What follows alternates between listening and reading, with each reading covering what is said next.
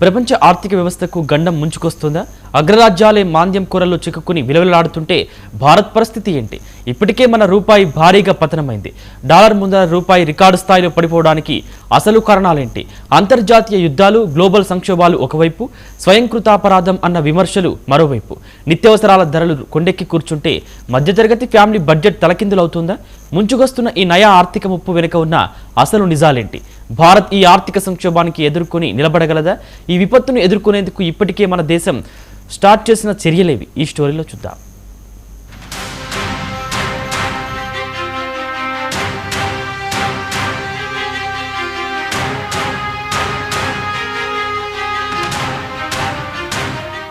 యుద్ధ ప్రభావంతో ప్రపంచవ్యాప్తంగా ద్రవ్యోల్బణం కొండెక్కి కూర్చుంది. సరఫరా చైన్ దెబ్బతినడం, అధిక వడ్డీ రేట్ల కారణంగా ఆర్థిక మాంద్య భయం పెరుగుతుంది. అమెరికా, యూరప్ దేశాల్లో వినియోగం తగ్గడం, పెట్టుబడులు మందగించడం ప్రపంచ వృద్ధిపై ప్రభావం చూపుతోంది. అయితే ఇండియా ఈ పరిస్థితులను తట్టుకునే దిశగా ఏ చర్యలు తీసుకుంటోందనేది అంతటా వినిపించే ఒక మౌలిక ప్రశ్న. మౌలిక సదుపాయాల మీదే ఎక్కువగా పెట్టుబడులు, ఉత్పత్తి ఆధారిత ప్రోత్సాహకాలు, డిజిటల్ ఆర్థిక వ్యవస్థ విస్తరణ వంటి చర్యలు ఈ సంక్షోభాన్ని ధీటుగా ఎదుర్కోగలవా? మేక్ ఇన్ ఇండియా ఒకటే మార్గమా? వడ్డీ విధానాలను సమతుల్యం చేస్తున్న రిజర్వ్ బ్యాంక్ ద్రవ్యోల్బణాన్ని నియంత్రించగలదా?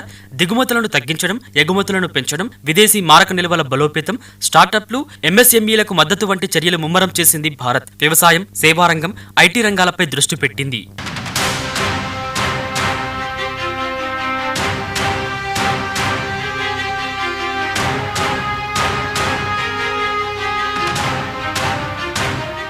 అయితే భారత్లో కనిపిస్తున్న ఆర్థిక ఒడిదుడుకులు కేవలం అంతర్జాతీయ పరిస్థితుల వల్లే వచ్చాయా, లేక మన అంతర్గత విధానాల లోపమా అనే చర్చ నడుస్తుంది. విశ్లేషకుల ప్రకారం ఇది రెండింటి కలయిక. కొన్నేళ్లుగా దేశీయంగా ఉపాధి కల్పన తగ్గడం, గ్రామీణ ఆర్థిక వ్యవస్థ మందగించడం, కీలక రంగాలు కుంటుపడడం వంటి అంశాలను ప్రభుత్వం ముందే గుర్తించి గట్టి చర్యలు తీసుకోవడం ఒక మైనస్ పాయింట్. అదే సమయంలో ప్రపంచవ్యాప్తంగా సరఫరా గొలుసు దెబ్బతినడం, ద్రవ్యోల్బణం పెరగడం వల్ల తలెత్తిన గ్లోబల్ సంక్షోభం భారత్ను కూడా గట్టిగా తాకుతుంది. కేవలం అంతర్జాతీయ మార్కెట్లను సాకుగా చూపిస్తూ చేతులు దాల్చడం సరికాదని, అంతర్గత విధానాల్లో ఉన్న లోపాలను సరిదిద్దుకోవడమే ఈ గండానికి ప్రధాన కారణమనే వాదనలు కూడా వినిపిస్తున్నాయి.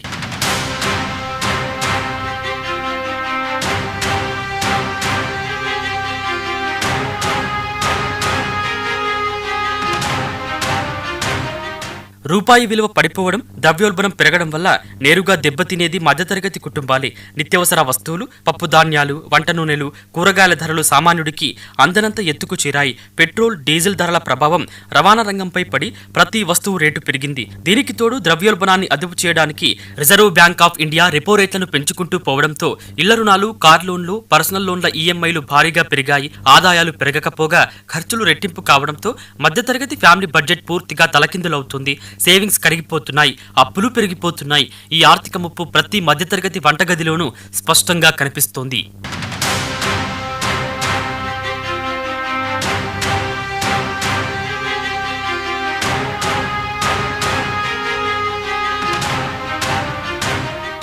ఆర్థిక కష్టాల నుంచి గట్టెక్కడానికి కేంద్ర ప్రభుత్వం డొమెస్టిక్ మేనేజ్మెంట్ పై దృష్టి పెట్టింది. ప్రధాని మోదీ ప్రజలను పొదుపు పాటించాలని, స్థానిక ఉత్పత్తులని వాడాలని పిలుపునిస్తున్నారు. సబ్సిడీల తగ్గింపు, ప్రభుత్వ వ్యయాల నియంత్రణ వంటి పొదుపు మంత్రాలను ప్రభుత్వం వల్లెవేస్తోంది. అయితే ఇదే సమయంలో ప్రధాని మోదీపై ప్రతిపక్షాలు, సామాజిక మాధ్యమాల్లో తీవ్ర విమర్శలు వ్యక్తమవుతున్నాయి.